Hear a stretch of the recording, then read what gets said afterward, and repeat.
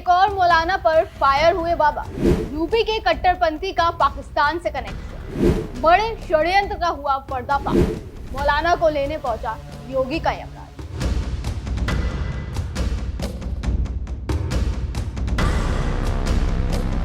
मौलाना भूल गया कि शासन किसका है। देश और समाज के षड्यंत्र में जो भी शामिल है।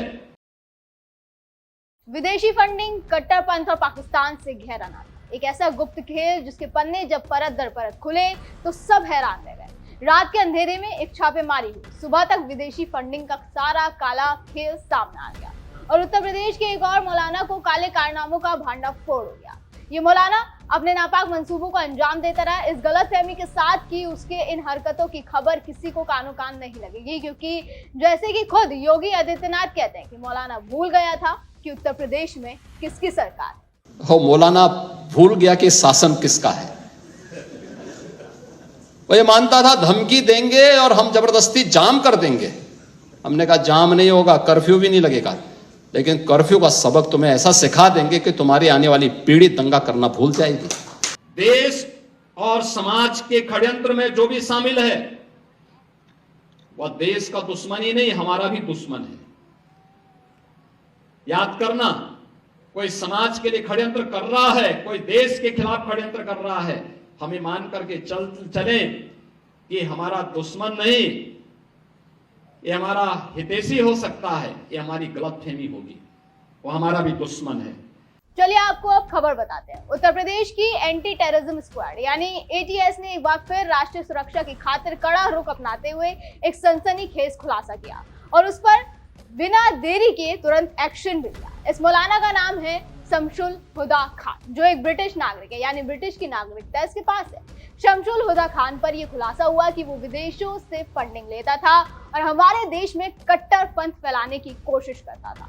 बताया जा रहा है कि मौलाना शमशुल हुदा खान ने साल 2013 में ब्रिटेन की नागरिकता ली थी और कई सालों से भारत में मजहबी कट्टरपंथ को फैला रहा था। ये भी आरोप है कि मौलाना शमशुल मदरसों के लिए विदेश से फंड एकत्रित कर रहा था। इसके खिलाफ विदेशी मुद्रा व्यवस्था अधिनियम का उल्लंघन करने का भी आरोप उसके ऊपर लगा है। इस बात की जानकारी एडीजी अमिताभ यश ने दी। उन्होंने बताया कि खान ने 12 जुलाई 1984 को आजमगढ़ के मदरसा दारुल उलूम अहले सुन्नत अशरफिया मुबारकपुर में सहायक अध्यापक के रूप में नौकरी शुरू की थी। 2007 से 8 से वो ब्रिटेन में स्थायी रूप से रहने लगा और 19 दिसंबर 2013 को ब्रिटिश नागरिकता हासिल कर ली। इसके बावजूद 2007 से 17 तक उसे उत्तर प्रदेश मदरसा शिक्षा परिषद से वेतन और पेंशन मिलती रही, जो पूरी तरह अनियमित पाई गई। मौलाना की इन्हीं गतिविधियों की जानकारी मिलने के बाद पहले उत्तर प्रदेश के आजमगढ़ जनपद और संत कबीर नगर जनपद में संचालित हो रहे उसके दोनों मदरसों की मान्यता को रद्द किया गया। इन दोनों मदरसों को जिस रजा फाउंडेशन के आधार पर संचालित किया जा रहा था, उस एनजीओ का पंजीकरण भी निरस्त कर दिया गया। यही नहीं, यूपी एटीएस की जांच में यह भी खुलासा हुआ कि मौलाना शमशुल मजहबी प्रचार के लिए कई बार पाकिस्तान की यात्रा भी कर चुका है और इस बात की भी आशंका है कि मौलाना शमशुल पाकिस्तान के कुछ संदिग्ध लोगों के संपर्क में है। मौलाना शमशुल के जम्मू कश्मीर के संदिग्ध लोगों से संपर्क की भी जांच फिलहाल की जा रही है। बहरहाल अब मौलाना के खिलाफ धोखाधड़ी और विदेशी मुद्रा प्रबंधन अधिनियम यानी FEMA के उल्लंघन के तहत खलीलाबाद थाने में FIR दर्ज कर ली गई है। यूपी एटीएस की विस्तृत जांच रिपोर्ट के आधार पर यह कार्रवाई की गई। जिला अल्पसंख्यक कल्याण अधिकारी प्रवीण कुमार मिश्रा की शिकायत पर रजिस्टर्ड की गई इस FIR में भारतीय न्याय संहिता यानी BNS की धारा 318(4) धोखाधड़ी और FEMA 1999 के प्रावधानों के तहत मामला दर्ज किया गया। एटीएस वाराणसी यूनिट की रिपोर्ट में खुलासा हुआ कि मौलाना खान, जो मूल रूप से संत कबीर नगर के देवरिया लाला गांव के निवासी हैं, उसने ब्रिटिश नागरिकता हासिल करने के बावजूद भारत और पाकिस्तान के बीच लगातार यात्राएं की। इन यात्राओं के दौरान वो पाकिस्तान के कट्टरपंथी मौलानाओं और जम्मू कश्मीर के संदिग्ध तत्वों के संपर्क में रहा। रिपोर्ट में कहा गया कि वो विदेशी व्यक्तियों और संगठनों से धन एकत्रित कर अनऑथराइज्ड चैनलों से भारतीय मदरसों में भेजते थे। जिससे राष्ट्रीय सुरक्षा को भी खतरा पैदा होता रहा।